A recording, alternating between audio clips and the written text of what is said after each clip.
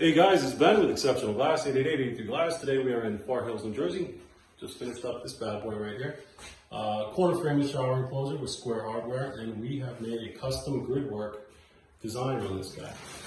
So again, this is a regular frameless corner shower enclosure with U-channel along the perimeter.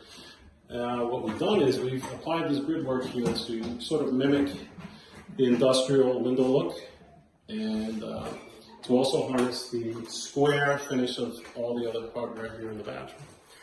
And the glass we've used here is 3/8" low Iron ShowerGuard glass.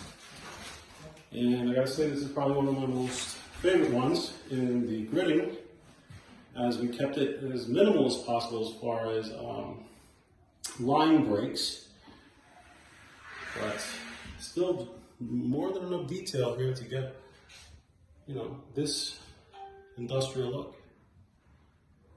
And there you have it. All right, if you need one of these, please feel free to give us a call, 888-83 Glass, or visit our website, njglassdoors.com.